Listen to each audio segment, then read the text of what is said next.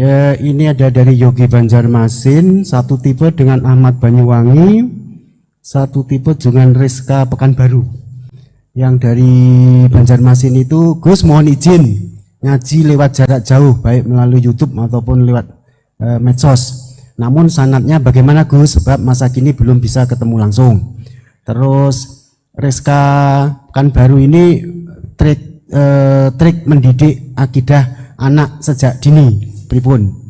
Terus Ahmad Banyuwangi ini bagaimana kaum milenial, ini karena setipe Gus, generasi XZZ yang lahir tahun 2000-an,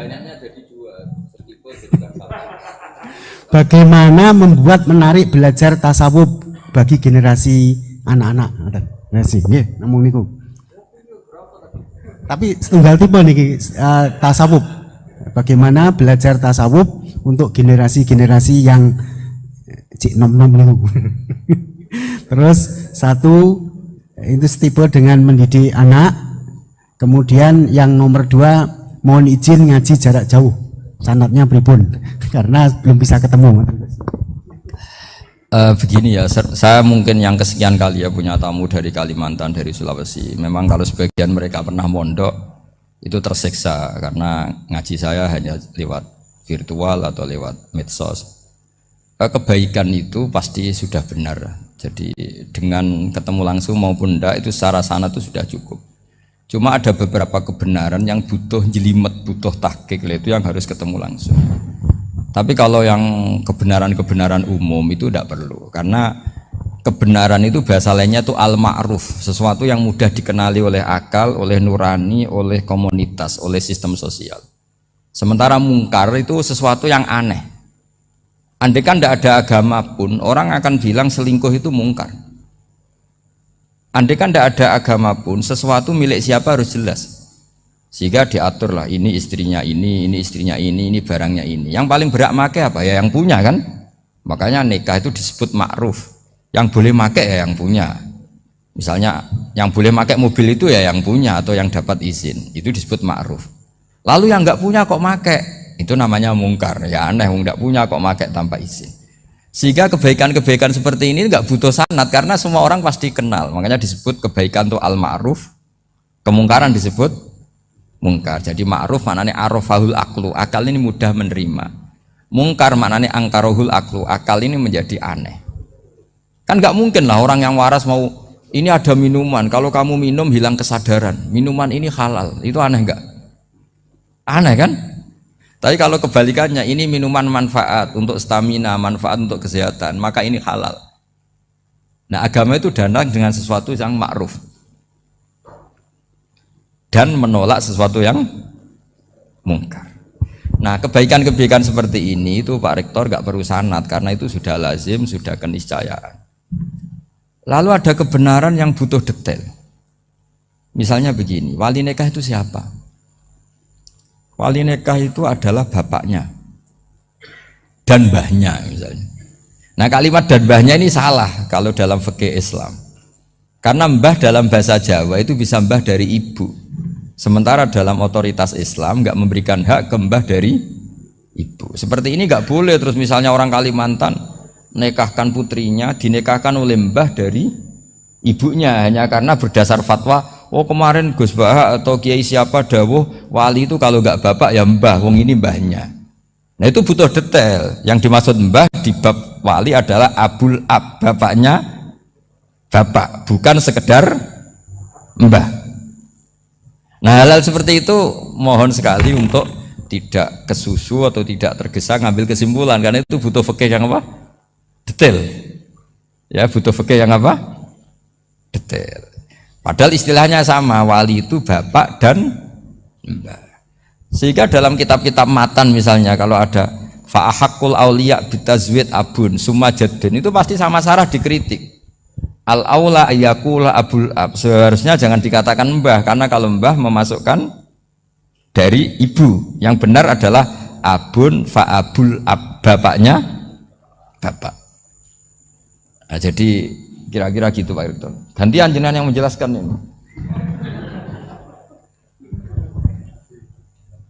Yang nomor 2, Rizka Pekanbaru itu kalian bagaimana mendidik ini bijak dan tasawuf bagi generasi-generasi milenial ini.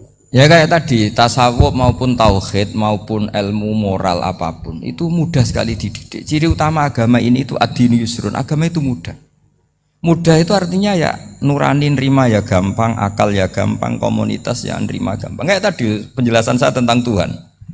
Ada orang miskin dari Indonesia, misalnya kuliah di Amerika. Dia mulai kecil tahu yang seharusnya jadi Tuhan itu siapa. Ya yang menciptakan langit bumi, sebaiknya yang jadi Tuhan itu siapa? Ya yang wujudnya paling awal. Kemudian dikasih alternatif Tuhan yang wujudnya ada tanggalnya. Keren gak misalnya? Kan terus gak keren. Kok Tuhan sama buminya kok dulu buminya? Kayaknya kok enggak lah kayak gitu. Artinya barokahnya logika yang sehat ini kan, ya setahu saya hampir jarang kan yang murtad masalah tauhid itu. Kalau moral banyak yang agak nakal, tapi secara tauhid jarang yang murtad karena tanaman logika tauhid itu mantap di Indonesia. Mulai kecil kan diajarin wujud, qidam, baqa, mukhalafatul lihawadisi, qiyamuhu fi nafsi. Sama, moral juga gitu. Jom jogeman misoi wong, kena dipisoi sakit enggak? Jangan pernah mencubit orang, dicubit itu sakit. Jadi orang diberi rasa, enggak enak loh disakitin orang, dijotosin orang, ya sudah jangan jotosin orang, enggak enak. Sehingga apa ya, kalau kamu ingin sopan ya disopani ya harus sopan, kalau ingin dihormati harus menghormati orang lain, sehingga itu tertanam. Makanya bangsa kita termasuk yang terbaik akhlaknya. Kalau musim haji itu dipuji-puji sama sekian negara karena pantangan lah kita nginjek orang sholat, melangkai orang ruko, orang sujud. Kalau orang lain mungkin kan seenaknya. Iya, karena mulai kecil itu dilatih tidak boleh melangkai orang, tidak boleh. Jadi akhlak itu ya diajarkan mulai kecil plus logikanya. Logika itu ya apa saja lah, yang penting menjadi anak kecil itu paham. Dan itu mudah, saya ulang lagi mudah, karena agama ini ad-dinu yusrun, agama ini mudah, jadi mudah dipaham. Enggak bisa kamu katakan misalnya tasawuf. Tasawuf itu ya gampang kayak tadi, seperti Bapak kalau ngendikan. Makanan yang membuat enak itu karena menunya yang mewah kamu cocok atau karena kamu lapar. Lama-lama orang kan berpikir, ya setiap puasa itu kok tempe enak, tahu enak, tapi kalau sudah buka, sudah kenyang, apa saja semuanya menjadi tidak enak. Padahal kualitas menunya masih enak, tapi gara-gara kenyang menjadi tidak enak. Berarti penyebab enak itu lapar apa menu? Lapar. Jadi apa ya, kearifan-kearifan ini loh yang menjadikan luar biasa. Makanya tadi ada kalimat yang benar, wa ja'alaha kalimatam baqiyatan fi aqibi. Jadi Ibrahim adalah nabi yang sukses menanamkan filosofi kebenaran ke anak cucunya. Dah, yang terakhir? Dah. Ini Siti Mutmainah dari Undip. Yeah. Maunya bergabung tapi karena terbatas, mohon izin Gus mengingat mati kebaikannya nopo untuk keluarga maupun pemimpin. Wah, ya bagus lah kalau itu. Kalau di kitab-kitab yang saya baca, ingat mati itu tidak selalu baik, juga tidak selalu buruk. Malah kalau menurut Sayyid Abdul Al-Haddad, khusus yang para pelajar yang mencari ilmu itu nggak baik ibadahnya ingat mati, karena dia harus dinamis, harus mobil. Kalau ingat mati kan terus lemes. Tapi kalau untuk pejabat harus ingat mati, kalau enggak korupsi terus.